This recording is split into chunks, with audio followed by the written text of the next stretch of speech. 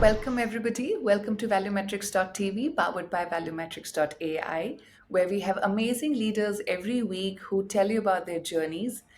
Today, we have an amazing leader, Sandhya Suri, who is the founder of InnoVantage as well as IntelliPulse. She has decades of leadership experience, and we are so thrilled to have her with us today. Sandhya, can you please introduce yourself to our audience?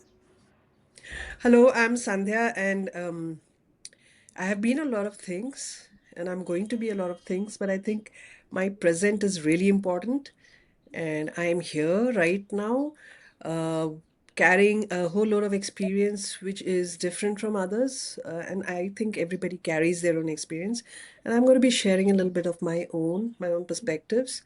There are no hard lines, there are no soft lines. It's just there, whatever it is. I am an Indian. I'm also a humanist. My career has mostly been in the military services. I although started as a teacher at 13, and then I moved out into administration, sales, HR. My first question is that when we talk about AI and that AI is rising, AI is going to take our jobs, there's so much noise around it. What are your thoughts? Do you think it is possible for AI to take all the human jobs? Do you think we'll become irrelevant in future? I think that's up to us greatly, largely up to us.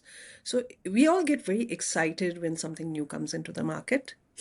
We start using it, and then we realize we become enslaved by it. Now you start off with, I'm not even going to start here, I'm going to start off with, say, the radio.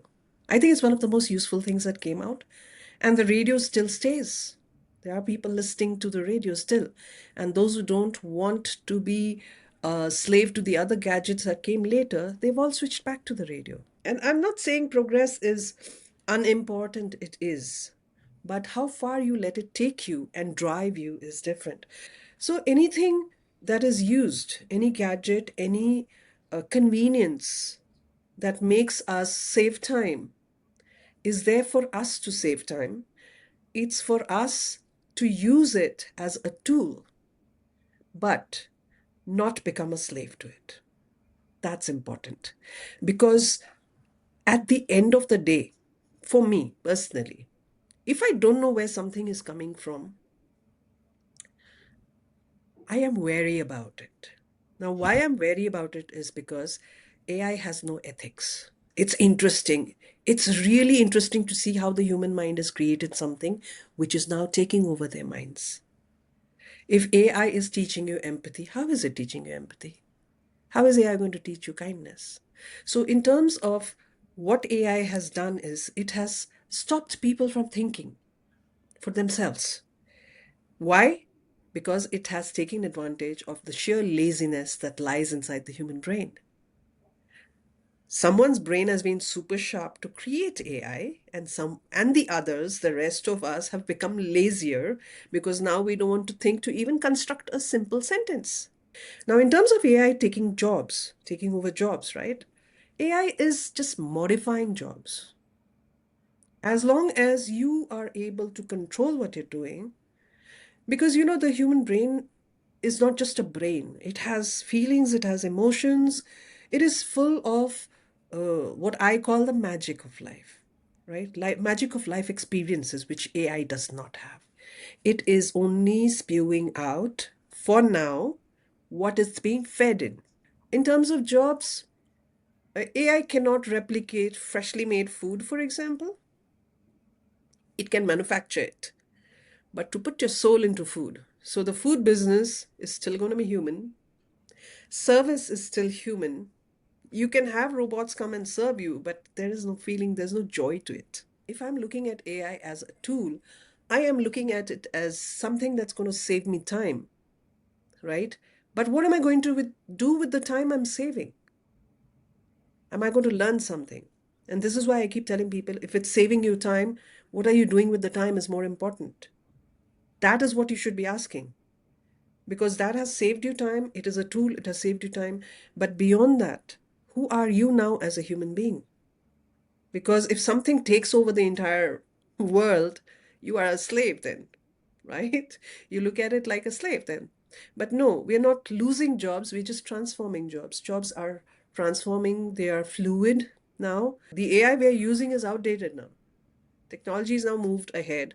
It's moved ahead to a point where the synthetic AI is going to take over, right? So when you have synthetic AI, it's going to think for itself. That is dangerous.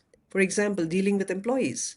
If AI has to judge and do a performance evaluation, they're not taking into their life achievements, where they're coming from, what challenges they faced to get to where they were. It doesn't count that.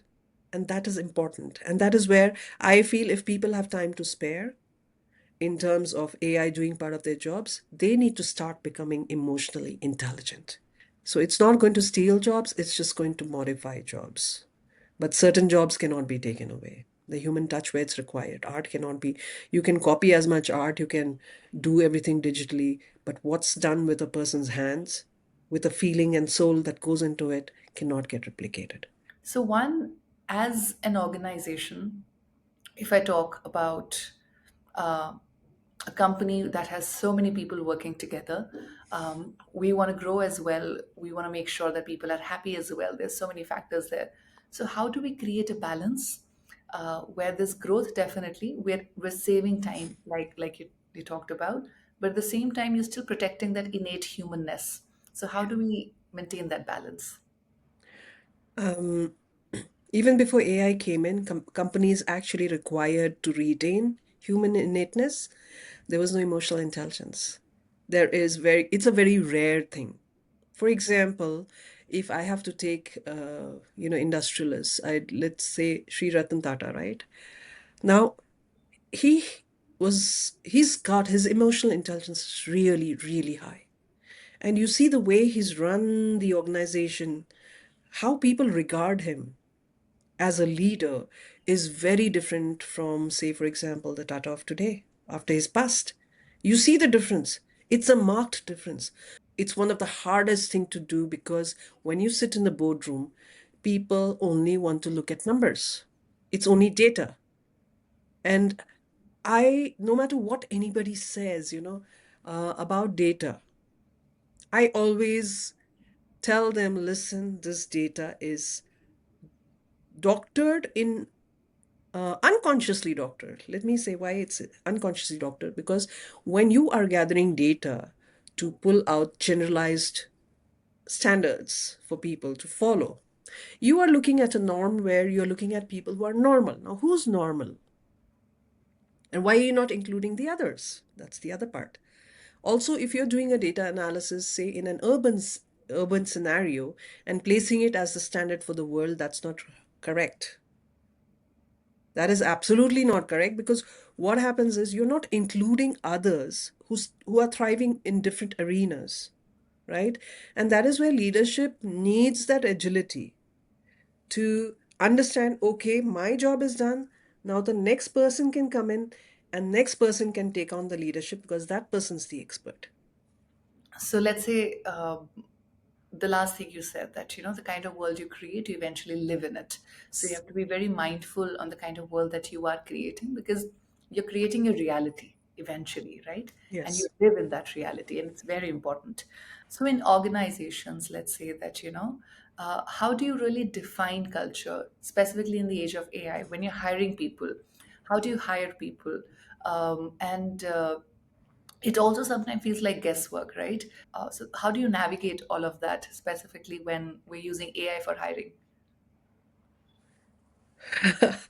The biggest convenience HR industry has had in terms of the hiring process has been the application tracking system, ATS, you call it. It's convenient when you are a when you're a big organization and you get a lot of applications. There's a lot of hiring happening. It's also inconvenient in a manner because it's eventually a tool that filters people out. Unfortunately, now AI tools, the filters that are set by the organizations, automatically filters out people above the age of 35. People learn more about how to create a resume that passes through those gods, the ATS gods, than skilling themselves for the job they need. Can you imagine that? People are more worried about what keywords am I using than is this relevant skill? How to prepare for an interview comes much later now. Earlier, it used to be still very early because resumes would pass through. For example, a person like me would go through an application. I'd say, hey, I want to have a look at the cover letter actually. When people would just write applications, say, hey, I'm sending my CV, but this is why I want this job. The why is so important. And the ATS filters out the why. It doesn't put the why in the resume. It just makes up words so the AI likes you to filter you enough for an interview. Okay? It filters you out of age means you're not carrying that expertise to organizations. The wisdom that is carried over the years is not being carried to organizations. So it's leaving out people who actually have the experience to handle something that is as uncontrollable as AI. I work with a lot of Gen Zs, for example.